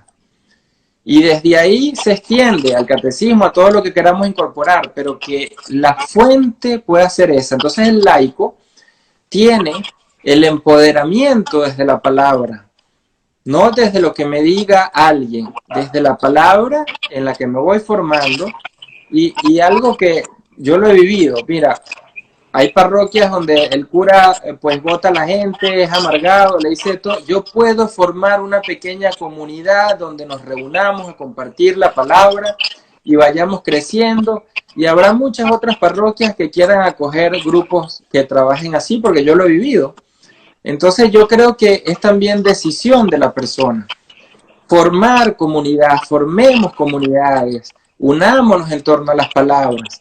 Y eso es construir la iglesia doméstica que tanto decimos. La iglesia doméstica en los siglos de las primeras comunidades, en los primeros siglos, no era la iglesia de la familia tal y la familia cual, del apellido tal y una sola familia.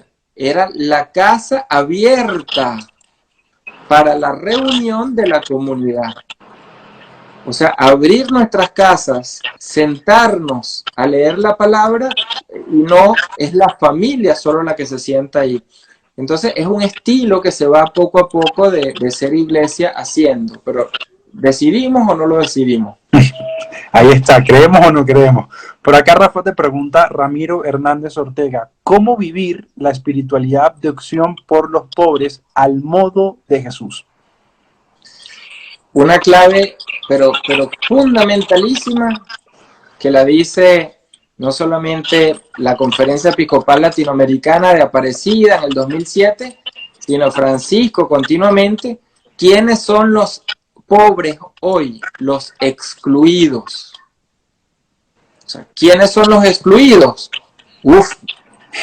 Cada familia tiene gente excluida, cada comunidad tiene gente excluida, cada empresa tiene gente excluida, la sociedad, ¿cuántos excluidos? Mira, ahorita estamos con la pandemia y vi hace poco una noticia donde la gente que no tiene techo la ponen en estacionamientos sin techo abiertos y las tiran. O sea, en vez de dejarla, viven en las aceras, echadas en las calles, entonces las ponen igual sin techo en un lugar confinado, en un estacionamiento. Eso, algo horrible, ¿no? Entonces, ¿quiénes son los excluidos hoy en día? Y ahí está la pobreza. Otro tema de quiénes son los pobres hoy. La inequidad es el gran signo de los tiempos nuestros. Cuando Medellín en los años 68 dijo la pobreza como gran signo de los tiempos, hoy en día, en este año, podemos decir el gran signo de los tiempos es la inequidad. Cada vez todas las protestas sociales que se están dando en el mundo son frutos de la desigualdad y el malestar por la inequidad. Los regímenes políticos que estamos viendo, de izquierda y de derecha, populistas, han creado inequidad y malestar. Entonces, ¿qué podemos hacer? Bueno, ahí está el reto. O sea, en todos nuestros países está creciendo la pobreza a la luz, a raíz de la inequidad. Eso es algo que nos debe llamar a reflexión. Desde la opción por los pobres, hoy en día, la gran pregunta por la inequidad en la que todos a veces somos cómplices también. Sí. Y eso iba a decir también, en la que todos somos cómplices, es decir, todos tenemos que ver. A veces pensamos que eso está por allá, ¿no? Como es que los políticos o estas personas que tienen el poder son los que hacen eso, ¿no? También uno en la vida cotidiana suele hacerlo con mucha frecuencia. Pongo el ejemplo de esta situación de pandemia, ¿no? Yo tengo el supermercado aquí al lado del departamento donde yo vivo y no hubo papel higiénico por un mes. Es decir, tuvimos que esperar un poco de tiempo para que llegara. ¿Por qué? Porque había una persona que se llevó 10 porque le valió queso si la otra persona tenía o no. Lo importante era que yo tuviera y si el otro no tiene, pues que le vaya muy bien en la vida, ¿sabes? O sea, y muchos de esos que hicieron eso son católicos, confesos, de misa dominical. Es decir, y cuando tú dices, Dios mío, o sea, en el momento en que tenemos la oportunidad de comportarnos fraternos, bueno, se nos va un poco tal vez por el nerviosismo, tal vez por la ansiedad, pero ahí hay una muestra también de lo que hemos venido construyendo también como sociedad. Y en esa sociedad estamos inmersos nosotros como cristianos, como católicos, obviamente. Así es. Mira, Pero, por acá bueno, sí, ¿quién más? mira, por acá Mao te pregunta, ¿cuáles serían las nuevas pastorales de la nueva evangelización? Bueno, hay que por eso ser creativos y crearla. Fíjate que cuando decimos conversión pastoral, todos los que estamos en trabajos pastorales sabemos esa expresión que se dice mucho, muy bonita, muy linda, pero la conversión pastoral en todos los documentos del episcopado latinoamericano dice muy claro: hay que pasar de la pastoral de conservación a la pastoral de evangelización, como diría Francisco, y misionera. Conservación es que una parroquia solo ofrezca ritos y catecismo, como un restaurante, ¿no? Tengo mi menú, el catecismo, los misas, el bautizo, o sea, rito y catecismo. ¿Qué es la pastoral de evangelización y misionera? Cuando esa parroquia, que hay muchas parroquias que lo hacen, o sea, forman comunidades, pero no grupos, ojo, movimientos, es comunidades. No es que pertenezco al movimiento tal y al movimiento cual, y sino que por ninguno de los dos movimientos no estoy en la parroquia, soy un excluido de la parroquia. Y resulta que la mayoría de la gente que no pertenece a los movimientos de las parroquias son la mayoría de esa parroquia. Entonces la pastoral misionera es cuántos servicios, cuántos ministerios, cuántas formas de servir podemos imaginar en una parroquia. Por ejemplo, en una parroquia hay alguien que quiera y que pueda ir a las cárceles. No tiene que ser en una congregación que solo vaya a las cárceles. Las parroquias pueden tener ministerios diversos. Pueden tener un ministerio, también una parroquia, donde ayude a la gente que vive en las calles, sin techo. Entonces los ministerios se amplían, por eso es que el Papa habla de los nuevos ministerios. Ahora, volvemos al tema de las recetas. Las diócesis, los consejos pastorales tienen que reunirse, pensar, ser creativos, idear qué podemos hacer. O sea, si queremos recetas, no estamos en lo mismo, ¿no? O sea, quiero otro librito que sustituya un librito. ¿Por qué nos cuesta tanto sentarnos, que el clero se reúna, que los obispos se reúnan con el clero, con los laicos, todos juntos, a pensar qué se puede hacer, sabiendo los cambios que hay que dar de una conservación a una evangelización? Ahí está el reto. ¿Somos capaces de sentarnos juntos o estamos esperando clericalmente que nos diga el obispo o el párroco qué hacer, ¿no? Es un cambio de mentalidad completa, ¿no? Que me parece también ha iniciado el Papa Francisco cuando ha dejado muchas responsabilidades a las conferencias episcopales.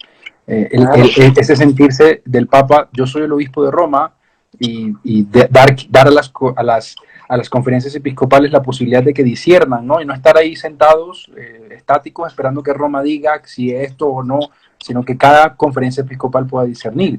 Ojalá cada conferencia episcopal lo haga desde la perspectiva de reunir al clero y a los laicos y juntos puedan crear un proceso de evangelización distinto. Por acá Francia dice una cosa muy chistosa, querido, dice: en la iglesia cabemos todos, Pagola, Sobrino, Castillo y González Faust. Totalmente de acuerdo con ella. Vamos a buscar por acá más preguntas.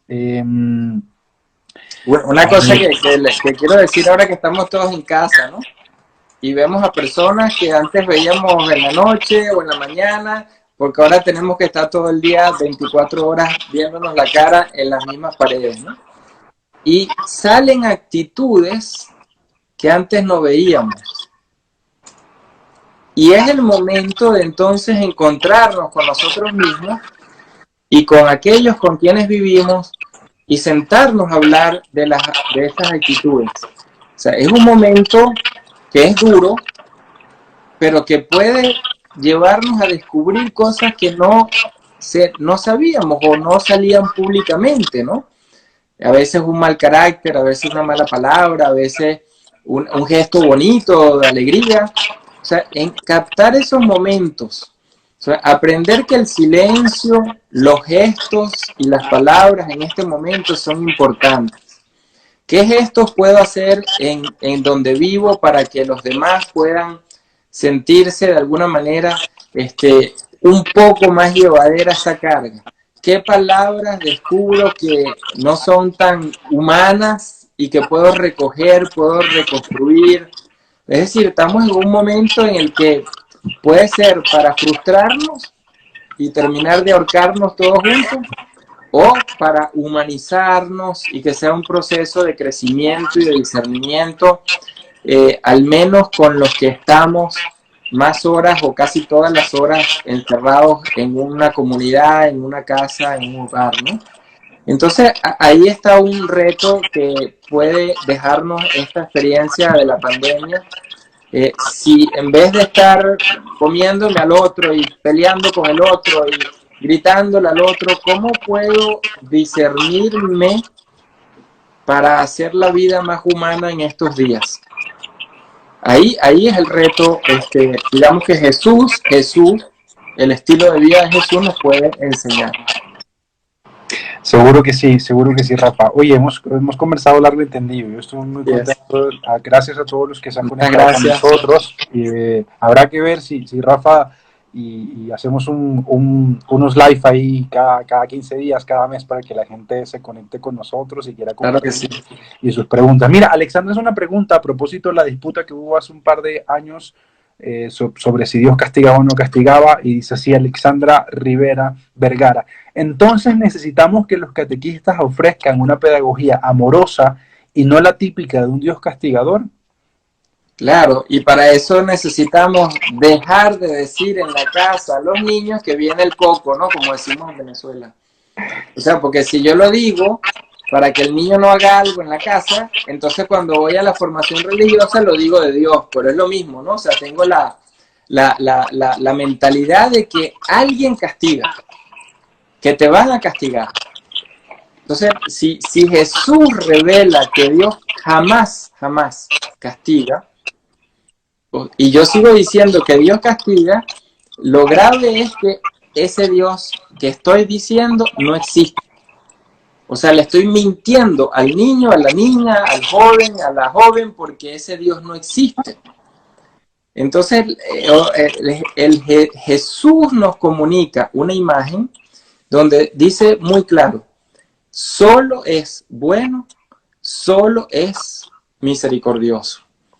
Y ahí, pues, creo que es donde debemos cambiar. El lenguaje autoritario de la casa lo pasamos a Dios. El lenguaje castigador de la casa lo pasamos a Dios. Entonces, Dios termina pagando los platos rotos de las otras personas. Sí, y de esa experiencia vengo yo, querido. Así también pasa en mi caso y pasa con mi mami. Oye, querido, aquí hacen una pregunta interesante a propósito también de la famosa frase de que fuera de la iglesia no hay salvación. Dice, si se cree que la Iglesia Católica es la única línea directa del cristianismo, ¿qué pasa con los que no son miembros de ella? Sí, lo que decía hace rato de esa frase tan importante que dijo Rahner después del concilio, porque antes del concilio se decía, pues fuera de la iglesia como institución no hay salvación. Entonces, si yo no voy a la misa, si yo no me confieso, todo eso, no hay salvación.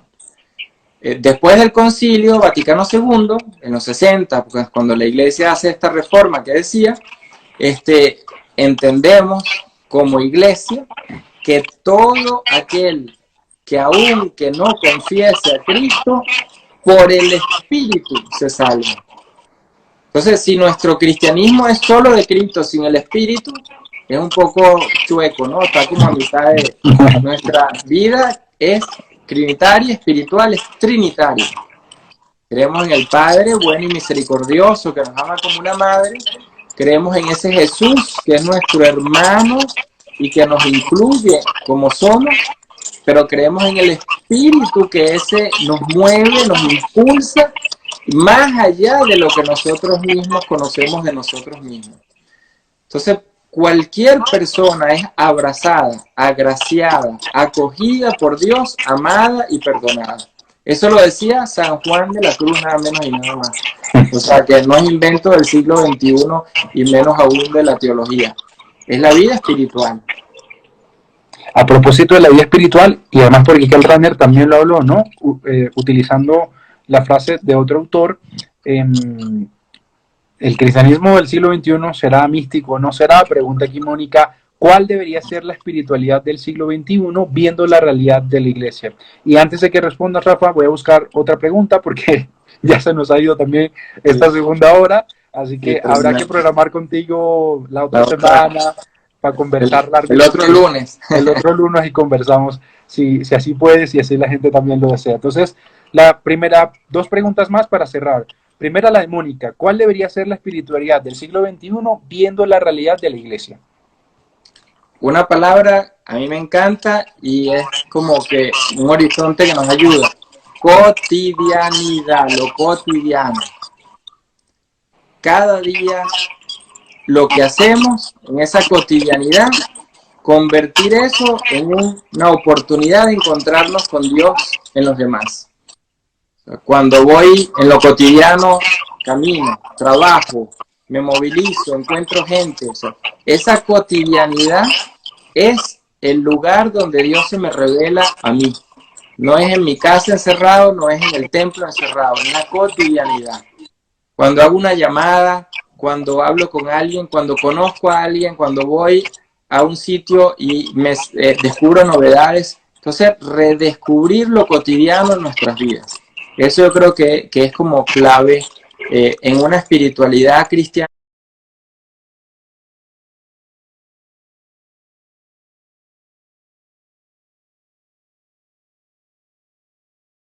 En una espiritualidad cristiana hoy en día. Esa es la iglesia en salida, además, o sea, en lo cotidiano, ¿no? Bueno, el Papa decía, y con esto termino, el Papa decía a un cura cuando él era cardenal en Buenos Aires que había que salir, ¿no? La iglesia en salida. Entonces el cura le decía, claro, ya yo abrí las puertas del templo para que la gente venga, estamos abriendo la iglesia. Le dice, no es abrir la iglesia, es que la iglesia salga. Entonces, ¿a dónde sale? A la cotidianidad donde la gente, donde todos nosotros vivimos. Asumir la cotidianidad como lugar donde Dios se revela. Así es, querido. Por ahí Luis Montoya preguntaba por algunos libros. Luis, si quieres me escribes por privado y con mucho gusto te regalo bibliografía. Y bueno, busquemos aquí al azar, así como rifa, como tómbola, una última pregunta para ti, para cerrar este espacio. Querido, ha estado gente de todas partes y también agradecemos que estén por ahí. Argentina ha estado presente, México, Venezuela también, que muy Bolivia, feliz, muy feliz. Colombia, de todas partes, hasta de España dijeron que estaban madrugando. Pero gracias por estar ahí. Mira, dice Roberto que nos propone hacer este tipo de encuentros de manera frecuente. Así que bueno, vamos a ver ahí. Luego cuadramos fuera de cámara con Rafa. Así es. A ver, una última pregunta. Por acá alguien preguntaba. También está la gente. Aquí está. Ya la encontré. Dice, ¿qué responsabilidad o cómo entender la sinodalidad y qué responsabilidad tendrían los laicos en esa sinodalidad? Última pregunta para ti, Rafa, y con esta cerramos este encuentro. Y una invitación a que en las parroquias, en las diócesis, se inicien procesos de escucha. Pero no escucha a los que ya estamos en algún sitio ahí en una comunidad, sino escucha a la sociedad, escucha que la comunidad, la parroquia escuche a esa zona, que la iglesia diocesana escuche a la sociedad. Entonces hay procesos de escucha, procesos de discernimiento, que ya lo están haciendo, como decían, algunas arquidiócesis, en unas diócesis, y dejar que el Espíritu vaya hablando. Sinodalidad es parte de esa apertura a que quiero escuchar lo que el otro y la otra me está diciendo para cambiar como iglesia. Entonces, si una iglesia, una diócesis, una parroquia abre esos procesos, mira, ya eso sería inmenso. Ojalá que se puedan hacer esos procesos. Bueno, querido Rafa, vamos a hablar con Rafa fuera de cámaras y organizamos también con él un próximo encuentro, tal vez el próximo lunes. Honduras también. Muchas Honduras gracias a también todos. está. Un Aprovecho fuerte para abrazo. aprovecho para recordarles que esta conversación, ambas partes van a estar en YouTube. Yo le voy a pasar el enlace a Rafa una vez ya esté arriba para que se la mande a todos. Les recuerdo que esta semana voy a tener este tipo de conversatorios con otras personas. En mi último post de Instagram está todo el line-up. Y una disculpa del padre Hernán Quesada. Rafa, Hernán está en Roma, es un jesuita que está en Roma, y le dio un momento así como de lapsus, y cuando le dije que a las 7 de la noche, hora de Colombia, me dijo que sí, y luego dijo, oye, a las 7 de la noche para mí es muy tarde. Entonces mañana la conversación con Hernán Quesada, jesuita que está en Roma, que es médico, vamos a conversar dónde está Dios, para hacer la reflexión de que esto no es un castigo de Dios, los invito, va a ser a las 11 de la mañana, igual también la voy a subir a YouTube, así que por ahí está dando la información. Cualquier pregunta, duda, seguramente al privado con Rafa, a mí, con muchísimo gusto estamos para servirles. Rafa, gracias por este espacio Gracias. y por este compartir. ¿Alguna Gracias, palabra Max. final que quieras Gracias. decir? Gracias a todos pues, por haberse conectado, todos los países. Y bueno, un gran abrazo fraterno. Y hay que aprovechar los momentos para crecer, no para dejarnos tumbar por el ánimo, ¿no? Gracias, Rafa. Cuídense mucho todos. Feliz noche. Que Dios les bendiga. Chao. Chao.